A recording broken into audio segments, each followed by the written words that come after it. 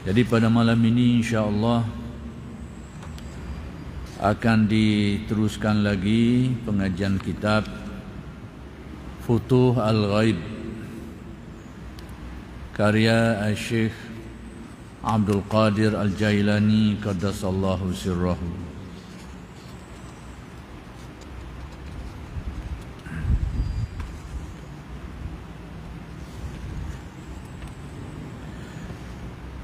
Dan perkara yang ingin saya jelaskan sedikit lagi ialah mengenai masih lagi wasiat yang ketiga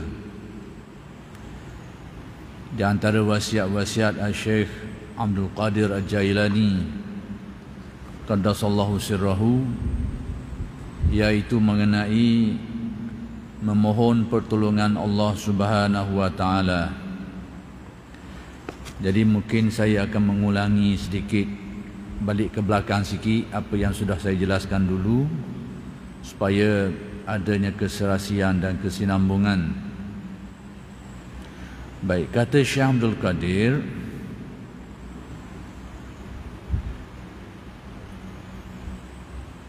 pada tahap ini ia akan menduduki hakul yakin, yakni keyakinan yang hak, yang tinggi.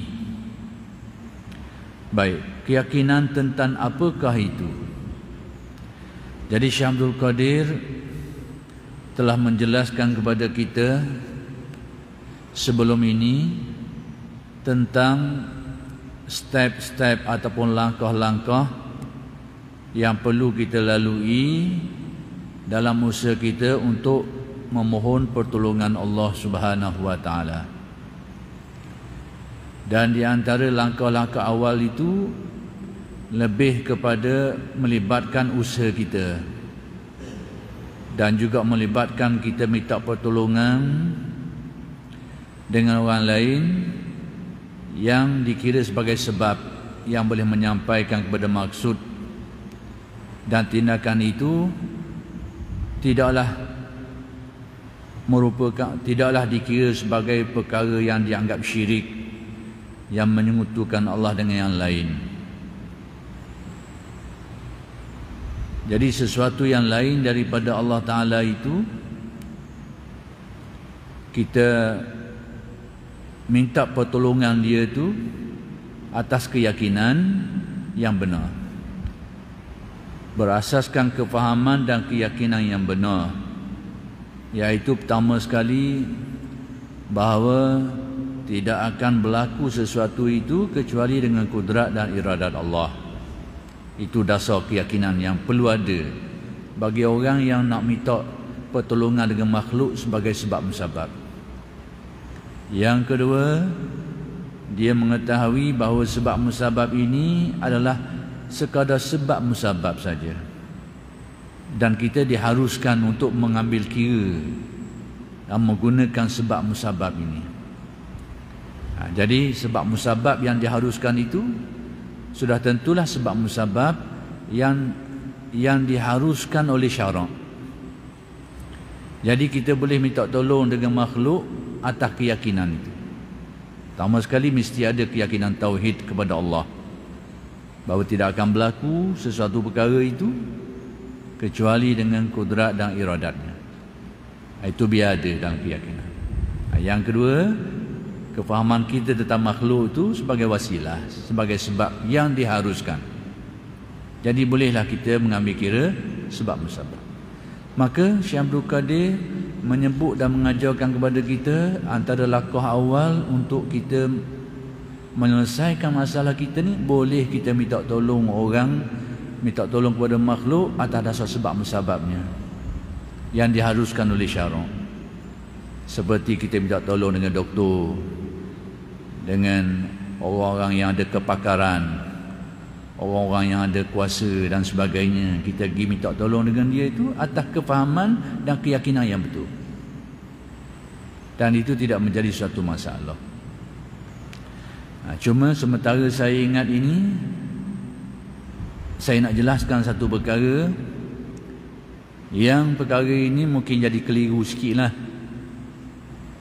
Tapi masih dalam perkara yang sama tu, iaitu keharusan kita minta tolong dengan makhluk atas kefahaman dan keyakinan yang benar. Jadi kebetulan mari teringat. Jadi bila teringat tu saya kena rasa nak jelas lalulah. Baik, mengenai apa? Mengenai isu yang sebenarnya isu ini sudah lama disebut-sebut, tapi dia tergelang timbul. Bila dijelaskan, dijawab oleh alim ulama, senyap sekejap timbul semula. Baik, isu apa? Isu kita minta tolong dengan Nabi Muhammad.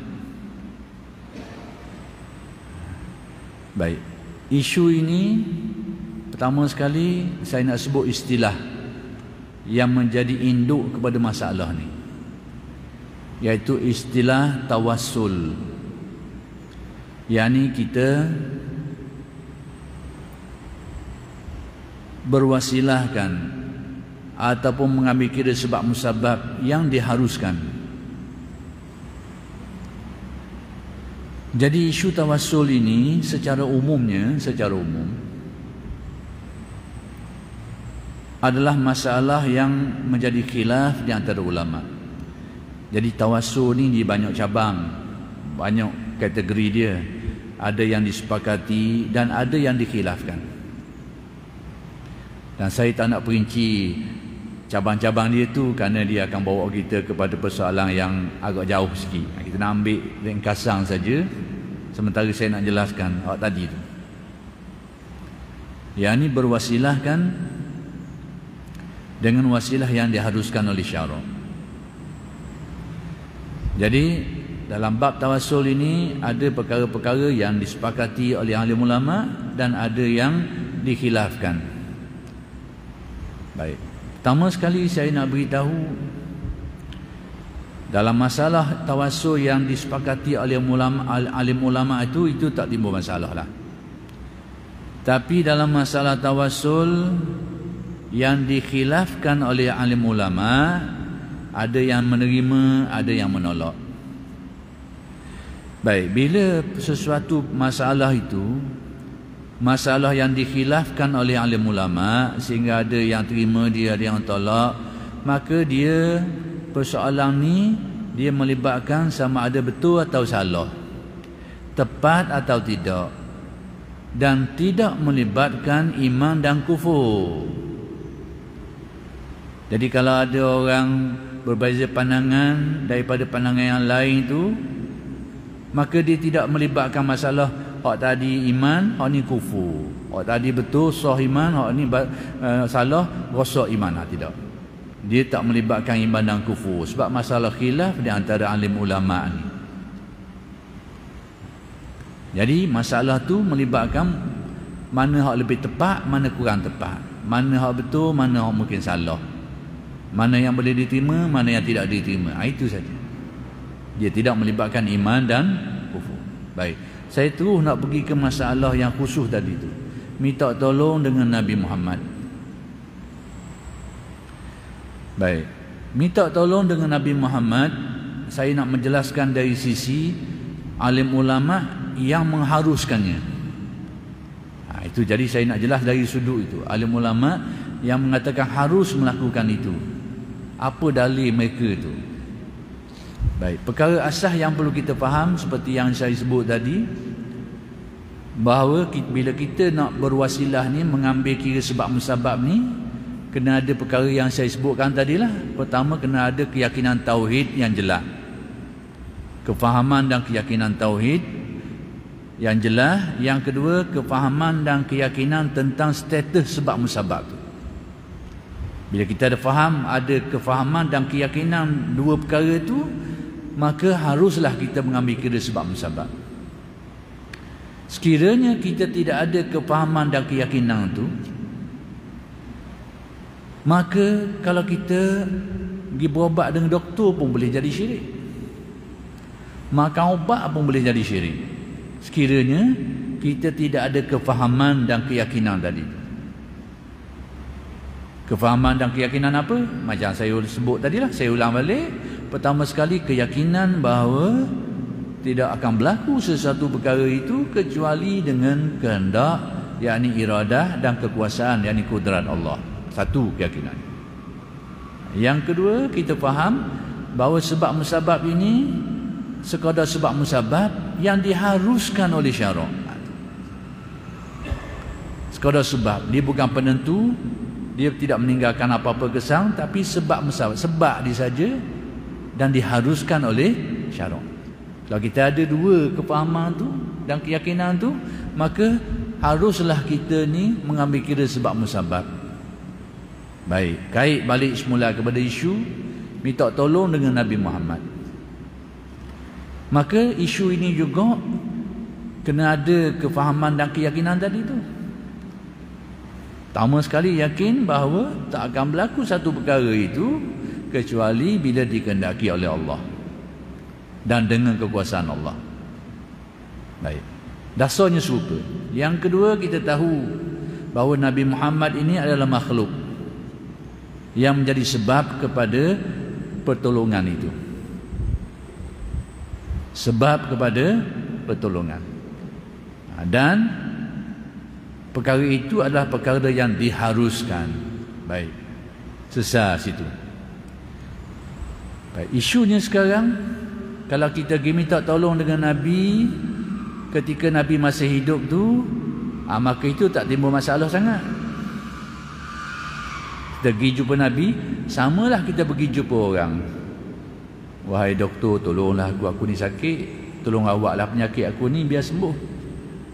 Jadi ketika Nabi masih hidup, orang pergi jumpa Nabi, minta tolong dengan Nabi, samalah dia pergi jumpa doktor, dia pergi jumpa orang lain yang dirasakan boleh membantu dia untuk mencapai mahajat dan maksud dia tu. Samalah. Tapi isu yang jadi masalah sikit, yang menjadi pertikaiannya, bahkan yang lebih parah lagi, orang-orang yang tidak menerima perkara ni melabelkan orang yang terima perkara ni sebagai syirik. Itu yang kita tak nak dengar. Seolahnya orang yang melakukan ini batal iman dia, kerana dia anggap perkara itu syirik. Baik, saya nak jelaskan. Isunya sekarang, bila kita minta tolong dengan Nabi Muhammad setelah baginda wafat, setelah Nabi mati, macam mana yang tu? Ini yang saya nak jelaskan. Kalau masa hidup tu, waktu tak timbul masalah lah. Sebab dia sama macam kita pergi jumpa orang minta tolong. Tolong aku sekali, aku ni tak ada piti. Ataupun kelapa orang, tolong cari makanan sikit. Ataupun kita sakit, kita minta tolong dengan doktor. Sama dari segi tu. Minta tolong dia usahakan, dia pun usaha juga, berwasilah juga. Sama ada dia usaha, dia tolong berdoa kita, tak kira lah. Semua itu wasilah, sebab musabab yang diharuskan. Baik, sekarang isu yang menjadi keliru sikit setelah Nabi Muhammad wafat. Maksudnya Nabi Muhammad tak ada depan mata. Yang inilah yang menjadi keliru sikit. Baik, seperti yang saya katakan tadi, saya nak menjelaskan perkara ni dari sudut orang yang menerima masalah ni, yang mengatakan harus dan boleh buat gitu tu. Atas dasar apa? Atas dalil. Dasar jelas dah. Pertama sekali dia kena ada tauhid, keyakinan tauhid, kefahaman dan keyakinan yang betul. Dasar jelas. Tapi dalil. Sekarang masalah dalil. Orang yang kata boleh tu dalil apa? Baik, pertama sekali saya nak beritahu bahawa kita jangan beranggapan orang yang sudah mati ni dia macam ikan beku yang duduk dalam peti tu, tak ada fungsi apa-apa, beku. Kata orang beku, kerah kejung. Jangan anggap macam tu. Bahawa orang yang mati ni dia berpindah alam je, berpindah alam daripada alam dunia ke alam akhirat, alam barzakh. Jangan anggap bila dia mati kau macam ikan beku senyap duduk dalam peti kerah kejung. Jangan. Baik, saya nak beri pencerahan sikit. Kita semua tahu bahawa setiap kali kita semayang dalam tahiyat tu, kita beri salam ke Nabi. Assalamualaikum ayuhan Nabi. Setiap kali kita semayang, itu adalah bahasa percakapan. Selamat sejahtera, salam sejahtera ke atasmu Ya Rasulullah, seolahnya kita bercakap dengan Nabi secara berdepan. Baik, apa penjelasannya? Riwayat menyebut bahawa salam kita ni sampai kepada Nabi dan Nabi menjawab salam tu. Salam kita tu disampaikan kepada Nabi, disampaikan oleh malaikat, dan Nabi jawab salam tu. Nabi menjawab salam itu. Maka di alam barzah lah, di alam barzah. Maksudnya masih wujud hubungan antara manusia yang hidup ini dengan yang sudah mati, terutamanya dengan Nabi Muhammad sallallahu alaihi wasallam. Bahkan kalau kita nak tengok kepada hidup yang lain, kita sendiri dengar dalam riwayat, bila seseorang yang mati itu dikuburkan, ditanam, bila dia balik ni, si mayat tu dengar topok kaki tu, dengar topok kaki orang balik tu, dengar. Maksudnya bahawa mati tu berpindah keadaan saja, berpindah ke alam lain. Masih dengar orang jalan topok kaki tu lari balik, pak ni. Si mayat tu dengar.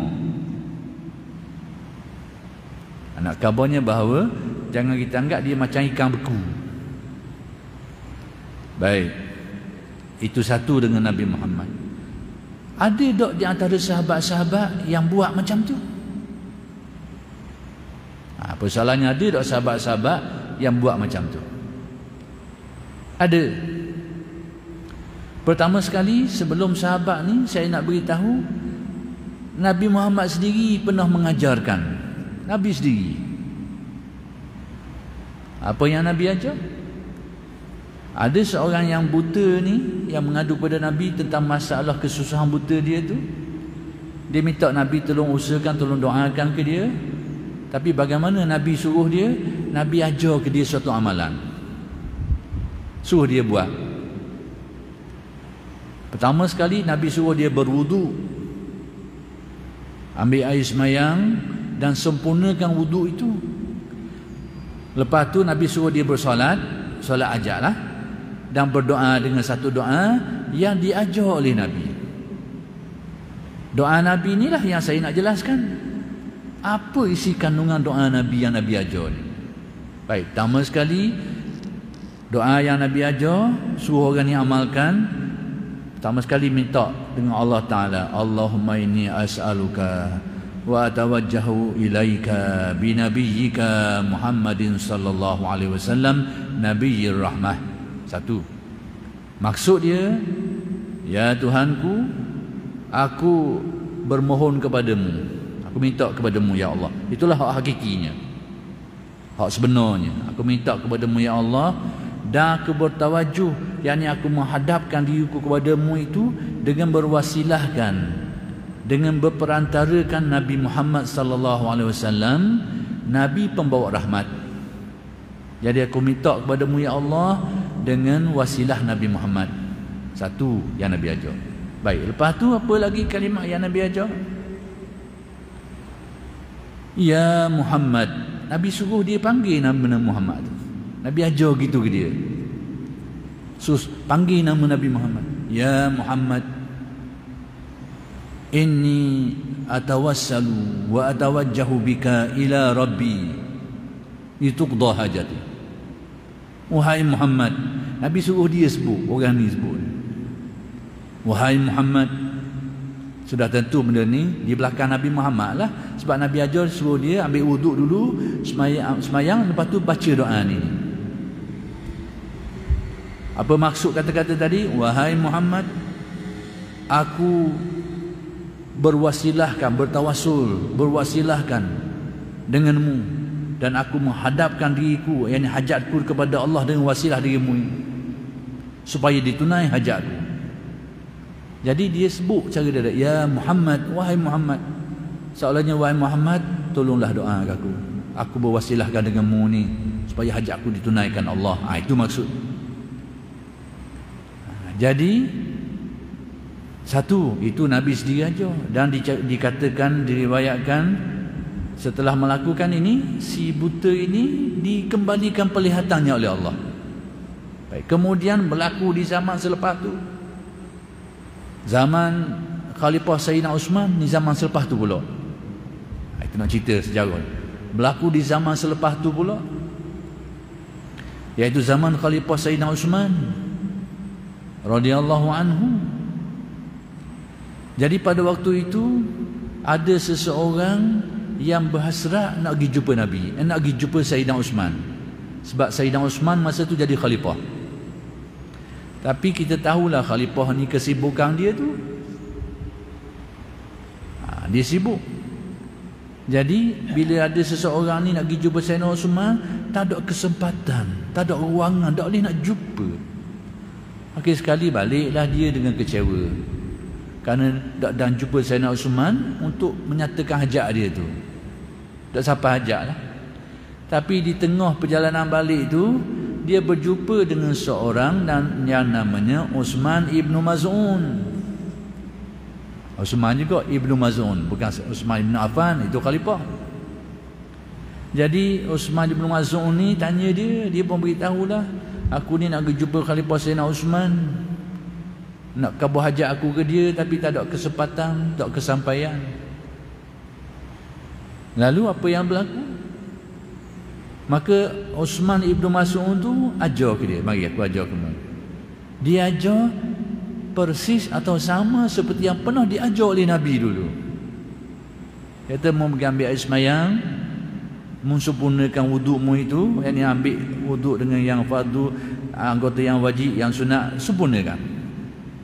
Lepas tu kau bersolat, yang salat hajat, dan baca doa ni. Jadi doa yang diajar tu apa yang pernah diajar oleh Nabi kepada salah seorang sahabat. Dan dia lakukan ini. Dan setelah tu disuruh Uthman Ibn Maz'un ni, suruh dia pergi jumpa semula. Dia pun pergi jumpa semula dan dapat berjumpa Sayyidina Uthman, dan dilayang dengan sangat baik. Dilayang dengan baik. Jadi minta dengan Nabi sebagai wasilah ya Muhammad itu dilakukan oleh sahabat. Bahkan Nabi sendiri pernah mengajarkan uslub itu, gaya bahasa itu. Tapi tadilah kena ada kefahaman yang betul, i'tiqad, kefahaman dan keyakinan yang betul, bahawa tidak akan berlaku satu perkara itu kecuali dengan kehendak Allah dan kekuasaannya. Itu akidah tauhid kita. Cuma yang ni wasilah yang diharuskan. Macam mana kita nak tahu diharuskan atau tidak? Tengok ada dalil ke tak? Ada dalil atau tidak? Baik. Yang kedua, di zaman Khalifah Sayyidina Umar, ni zaman Sayyidina Umar pula, sebelum tu lagi lah. Apa yang berlaku? Kemarau panjang, kemarau berat kemarau ni. Lalu adalah seseorang tu, riwayat tidak sebut nama tu, tapi dalam huraian-huraian alim ulama kenal orang ni siapa dia. Saya sebut fakta ni sebab ada orang dia cuba nak tolak riwayat ni, dia kata tak munasabah orang ni tak tahu seorang lelaki datang siapa dia. Sebenarnya ulama-ulama kenal pasti siapa orang ni, cuma periwayatan tu tak sebut nama dia. Ada seorang lelaki ni, nama dia sebenarnya Bilal bin Haris Al-Muzanni. Orang lelaki itu tu. Siapa dia? Bilal bin Haris Al-Muzanni, orang yang diamanahkan untuk jaga harta zakat oleh Sayyidina Umar. Maksudnya orang yang dipercayai. Baik. Jadi seorang lelaki ni datang ke mana? Datang ke kubur Nabi. Datang ke kubur Nabi. Lalu apa yang dia buat? Dia macam berbicara dengan Nabi, ya Muhammad, wahai Muhammad, sesungguhnya umatmu ini, umat engkau ini hampir-hampir binasa dah. Sebab apa? Kemarau panjang. Istasqi liqaumik innahum qad halaku. Tolonglah ya Muhammad, tolong minta doa kepada Allah supaya diturunkan hujan. Jadi kita minta tolong Nabi Muhammad sebagai wasilah supaya Nabi minta doa dengan Allah, dengan berkat dia, dengan mustajab dia tu, mudah-mudahan itulah. Jadi kalau kita ada kefahaman yang betul macam ni, tak ada lah masalah. Masalah tu timbul bila kita tidak faham perkara ni dan mempertuhankan Nabi Muhammad. Barulah. Tu dia. Lepas tu saya jelaskan benda ni supaya tak timbullah isu bila ada orang buat macam ni dituduhnya sebagai syirik. Tak mau pakai sudahlah. Tak payah pakai-pakai. Cuma saya nak kabur orang yang lakukan itu dia ada kefahaman, dia ada dalil dia. Kita nak kabur gitu. Jadi dia kata istasqili qaumik. Nabi mati dah dalam kubur, pergi kubur Nabi. Tolong minta lah. Minta Allah Ta'ala turunkan hujan untuk kaum, untuk umatmu, wahai Muhammad. Mereka ni qad halaku. Rosak dah. Punah dengan erti hampir-hampir binasa kerana kemarau panjang. Baik, apa yang berlaku? Bila dia balik, dia bermimpi jumpa Nabi. Dia bermimpi jumpa Nabi. Dalam mimpi tu Nabi suruh dia pergi jumpa Khalifah Sayyidina Umar dan suruh menyampaikan sesuatu. Antaranya suruh sampaikan salam dan pesan-pesan tertentu lah. Jadi dia pun pergi jumpa Sayyidina Umar, beritahu pesan Nabi dalam mimpi tu. Sayyidina Umar mendengar perkara tu, menangis dia. Pertama sekali dia terasa Nabi masih beri perhatian ke dia. Tu hak dia sebut sangat. Maksudnya dia jadi khalifah tapi Nabi beri perhatian, tolong peringat ke dia supaya jaga ni. Maksudnya Nabi masih beri perhatian ke dia. Jadi dah setelah Sayyidina Umar mendengar perkhabaran cerita orang ni, Sayyidina Umar tidak ingkar. Dan kita tahu Sayyidina Umar ni dia sifat dia panggil Al-Faruq. Al-Faruq ni tegah. Kalau salahnya kerak lalu. Itu perangai Sayyidina Umar. Al-Faruq, pemisah antara hak dan batil. Dia tak akan kompromi dengan lebih-lebih lagi yang melibatkan syirik. Tapi dalam kes yang melibatkan lelaki ni, Sayyidina Umar akur. Dia tak kata salah apa yang dibuat itu. Maka di sinilah ulama mengambil dalil harus melakukan seperti itu. Tapi dengan syarat tadilah kena ada kefahaman yang betul, kefahaman dan keyakinan yang betul. Kalau tak ada kefahaman, tak ada keyakinan, bukan saja buat gitu tak boleh. Dia ambil makan ubat pun jadi syirik. Kalau salah, tak ada kefahaman dan keyakinan. Jadi saya nak kabur ni, orang yang melakukan ini dilakukan kerana kefahaman ini dan ada dalil ni. Maka dia sebolehlah. Jadi sudah saya katakan masalah khilaf di antara alim ulama. Dia melibatkan betul salah. Nak pakai ambil, namun sudah. Dia bukan masalah iman dan kufur syirik ni. Itu tafsiran yang keliru terhadap fenomena ni. Baik, saya nak beri contoh lain lagi. Ada orang Arab zaman Nabi, ini disebut dalam tafsir Qutubi. Ada orang Arab yang datang nak jumpa Nabi tapi dia terlambat. Bila dia datang tu Nabi sudah pun 3 hari wafat, sudah pun dikebumikan. Bila dia mari, tahu Nabi sudah wafat. Apa yang dia buat? Dia pergi ke kubur Nabi. Dia pergi ke kubur Nabi. Baik, tradisi para sahabat, dan ini disebut dalam Al-Quran. Walau annahum iz zalamu anfusahum ja'uka fastaghfirullaha wastaghfara lahumur rasul lawajadullaha at-tawwabar rahima.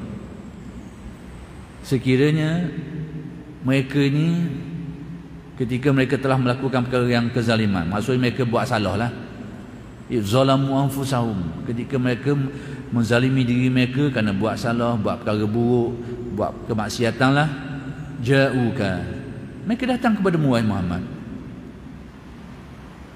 fastaghfirullaha wastaghfara lahumur rasul, mereka minta ampun kepada Allah dan Rasul pun tolong minta ampun untuk mereka ni sebagai wasilah. Padahal syarat taubat cukup kita bertaubat kepada Allah saja dengan memenuhi syaratnya tu. Tak payah pergi jumpa Nabi dah.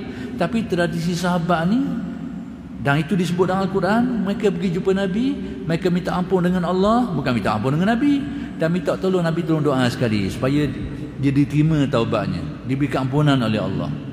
Itu. Jadi orang Arab ni bila mari tengok Nabi sudah wafat, dia pergi kubur Nabi setelah Nabi sudah ditanam.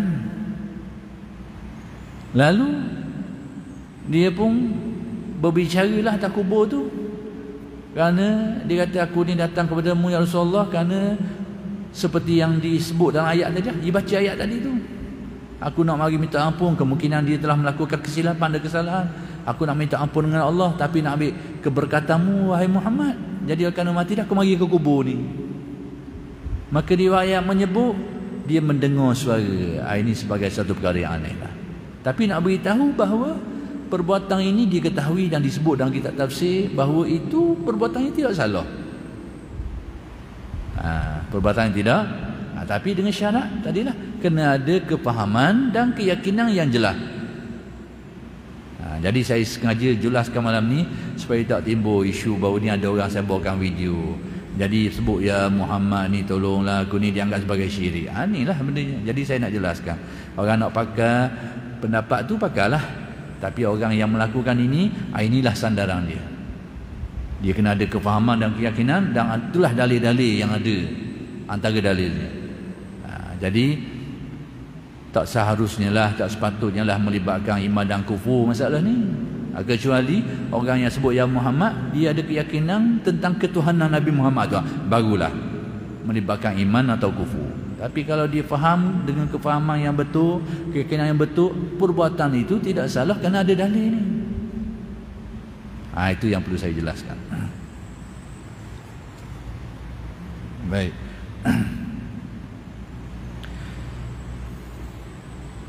Jadi kita sambung baliklah. Lagi jauh sikit. Tapi mudah-mudahan kita sama-sama dapat kefahaman lah.